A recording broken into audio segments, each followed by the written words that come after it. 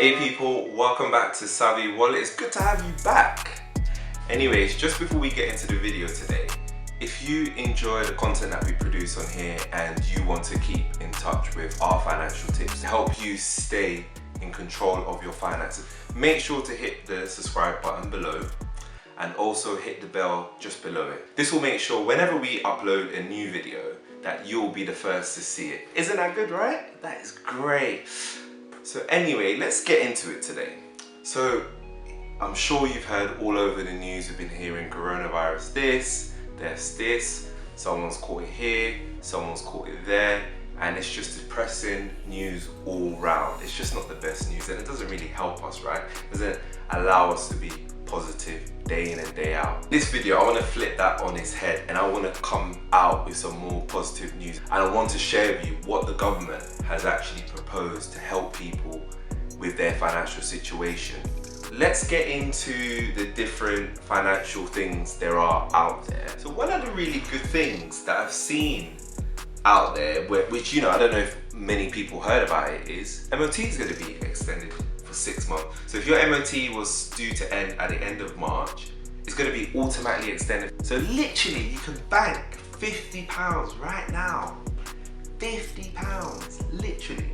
So it's just, that's just a win, right? Just use £50 on your grocery. Now we know that, you know, having a roof over your head is essential. Essential for everybody, and that is one of the main worries for most people, not being able to keep up with their rent or their mortgage, right?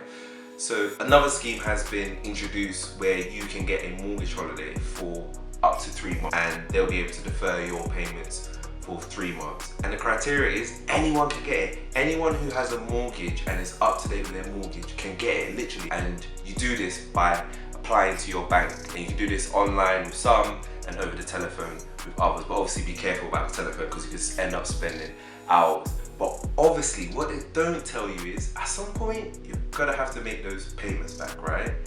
So you're gonna have to have a chat with your bank after the 3, 4, 5 or 6 months just to say how you're gonna pay it back. So I've heard some people have had their monthly, you know, mortgage payments increased by £10, and you think, oh my God, it's not that much, right? But don't quote me on that because I don't know if that's gonna be the same for you. Or your mortgage term can increase as well. And guess what? It doesn't impact your credit rating if you get this mortgage holiday. It doesn't impact it. The credit agencies are going to freeze anything to do with mortgage for the next 3 months. So you're okay. Very important thing not to do is don't cancel your direct debit for your mortgage, because if you do that, it's going to be registered as a missed payment on your credit score, and that defeats the purpose of doing this, right? You don't want to get a worse credit score during coronavirus. That's just mad. So yeah, don't cancel your direct debit, just literally speak to your bank and then they'll try and sort you out. So that's really good news. So if you're really struggling to, like, you know, buy groceries or buy any other essentials, you can just literally get your mortgage deferred and then use that money for your essentials, and then you're not strained that way. Now I haven't forgotten about renters. I have not forgot about you guys. Renters can also get a relief, so you can't be evicted over the next 3 months. The government's not going to allow that, and your landlord can also apply for the mortgage holiday, which is great news. So you can also, if you're having income issues over the next 3 months, you can just say to your landlord, I'm having income issues because of coronavirus, and then voila, you're good to go. They can also apply for that mortgage holiday. But again, the thing you have to bear in mind is that your payments are going to be deferred. So you have to come to an agreement with your landlord as to how you're going to make those payments. But again, this gives you a nice relief, and it, you know, lessens the burden for you to be able to know where you're going to get your next meal.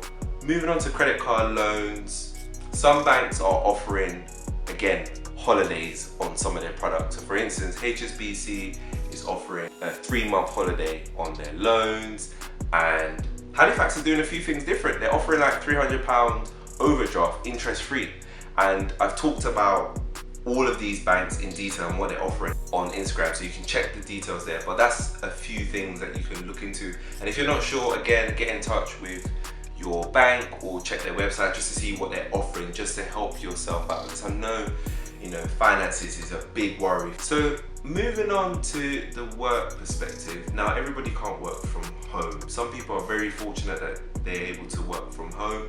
Some people don't have that luxury, right?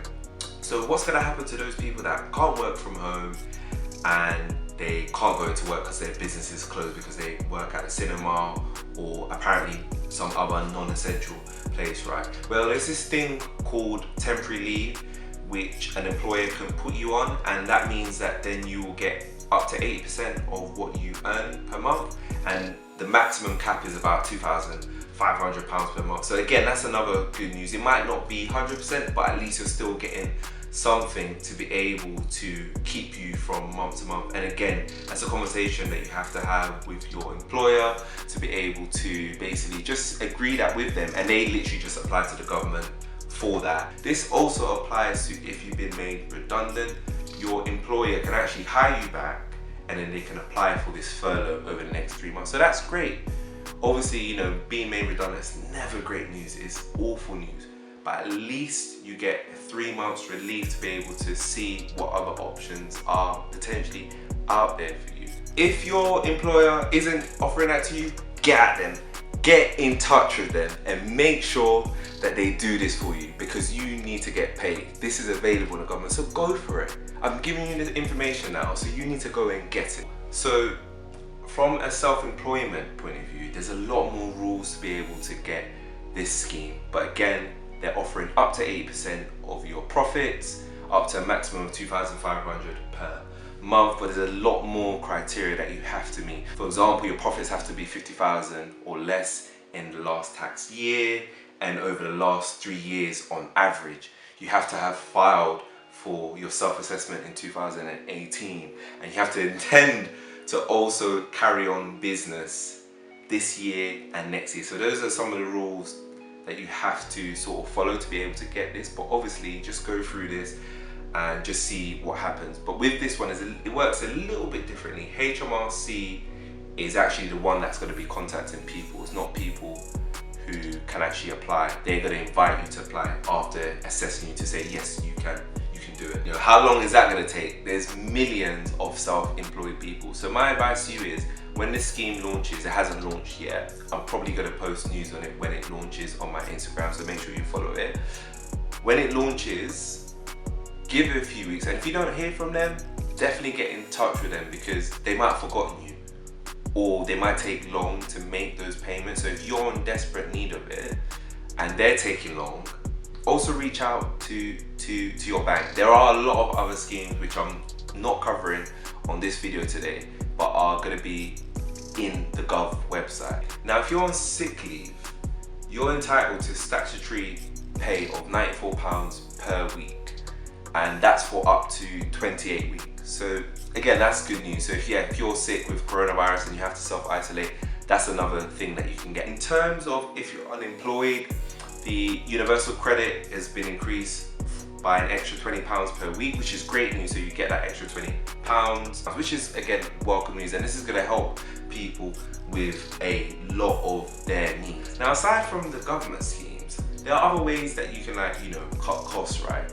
So because we're in self-isolation, we're not getting to do quite a lot of things. We're not getting to go to the gym, we're not getting to go to the cinema, we're not going to get to go to any other clubs or subscriptions that we have. So you literally can call up these companies and get them to freeze your account or cancel them outright, so that you can save yourself some money. So if you're paying like £70 a month for Virgin Active, get that cancelled, and then you can pocket £70 extra a month. And that's the same with travel. If you pay for a season ticket, contact TfL or the train service that you're using, and then see what they can offer you in terms of refund. I'm sure that they'll be able to do something. So there's a lot of different avenues of where you can potentially save money and help you navigate this pandemic and help you navigate all the mass hysteria that's going on around. It's just important to just keep patient. We're all going to be able to get through this. So that's everything today. We've gone through a lot. There's a lot out there, right? There is a lot of funding out there, so don't worry about your finances too much. So I've also added a link to all the schemes I've mentioned in this video in the description below. Just make sure that you go to the gov.uk website, have a read through all the information. Just make sure that you understand what goes out there. Aside from what I've told you today, I just wanted to say a big thank you to the NHS staff and other key workers that are working on the line, such as teachers, cleaners, you name it, all of them. Like, I just want to say a big thank you, your credit to our country. You know, obviously we couldn't do this without you, so I just hope that, you know, you're getting the recognition that you rightly deserve. As always, if you've enjoyed this content today, make sure that you hit the subscribe button below, hit the bell button next to it so you can keep up to date with our uploads. Make sure that you let me know what you thought in the comments below, hit the like button, and yeah, get in touch with us on social media if you have any questions. And most of all, keep positive in all of this. We're gonna be able to get through it, okay? I'll speak to you later.